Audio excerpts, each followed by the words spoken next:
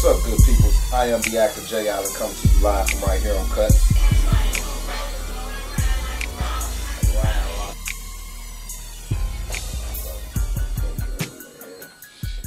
What's up, though, man? Y'all ain't trying to mess with me. I need to get some of this dark in. No, nobody had that damn Captain Morgan and shit. I'm trying to get the hell up out of here, dog. Y'all niggas sitting here partying and shit like y'all know what the fuck going on. Good Mark. Man, Mark, you always tripping, man. I've been acting professionally now for about 7 years.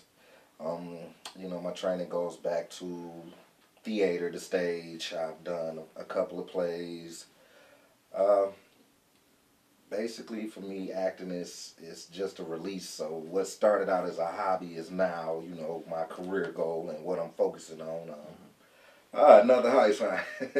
Yeah, another heist, man. That was my baby. I had real fun on that movie. Working with a wonderful cast. The character I played, his name was Black. I guess you could just say he's a low down, dirty, very sinister fellow. You know, somebody you wouldn't want to cross paths with or have, you know, be on the wrong end with, basically. Okay. In the movie Vigilante, my character's name is Mark Bethune. He was one of the how can I put it? One of the supposed perpetrators, you know, that ran with Hayward and John in their crusades, you know, as far as cleaning up their neighborhoods, as far as getting rid of dope and any unwanted crime, things that was basically, you know, going to cripple the city, which has crippled the city, things of that nature. You know, Mark, in my opinion, was a pretty colorful guy. Okay. Man, what? You got the nerve to be selling us to our blood? My family?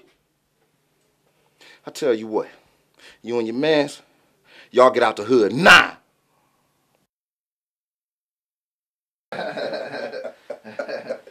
Okay.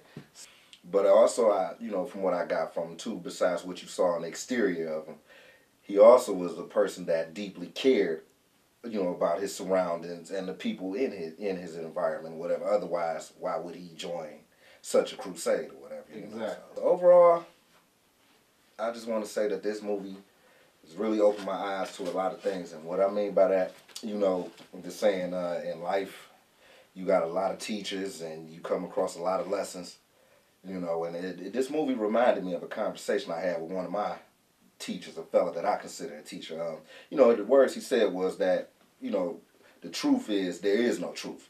And I never really understood what he meant until I started working on this project. And it all, you know, working on the project and seeing what these gentlemen were going through, and also, you know, the community and anybody, you know, and respective peoples in that time frame, you know, it kind of hit home for me, and I understood what he meant by that, you know, saying as once you understand that, you know, you tend to stop looking for things outward or whatever, and you tend to look at yourself a little bit more, which inside, you know, you look at yourself more inside, which then, you know, once you see that, you look around, you know, you look at people around you different or whatever, and, you know, working with this movie, it just really made me want to stop and make a change within my own community, you know, show my children that, you know, it can be different or whatever, and, you know, we don't have to be afraid of each other. You know, it's time that people just basically stood up. So that's basically what that movie said to me. Okay. Open your eyes and stand up. The only negative that I had about it was our little encounter with our local law enforcement. You know, we had a situation where we were on set filming. And again, something else people need to pay attention to, you know, what's going on in our communities. You know, we got a lot of fear in the communities now instead of there being love. So people saw us out there filming, and you know, we had props, and the first thing they did was get scared. You know, that fear factor kicked in. So they called our wonderful local law enforcement, and they came in full force and basically manhandled us and, you know, just treated us very unprofessionally, you know.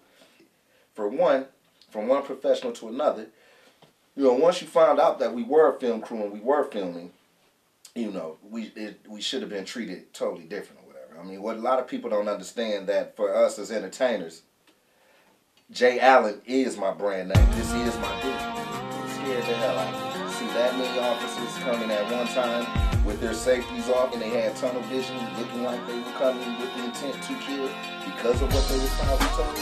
yes, I was definitely in fear of my life. I'd say, you know, regardless of what happened in our situation, don't give up. Still try to do things, you know, through the correct channels. And just keep pursuing your projects, you know. Hopefully at some point we'll all, you know, get to a position where nothing like that will ever happen again. But don't let that incident scare you off from your dreams. You know, we need more, you know, artistic people out here bringing their crafts and helping bring the city back. People off, you know. I mean, what we need to do, what I myself am trying to do along with BUP Films, you know, and working with other various groups, we're trying to get together and, you know, fight for our city. Basically, come up with programs. You know, there's a lot of people out here living in tents right now, which is ridiculous. You know, they want to tear down houses that can still be saved for people to move in, not living out no tent or being told they can't, you know, put their tent right there. You know, you want to tear the city down, and, you know, people out here starving because of this financial madness.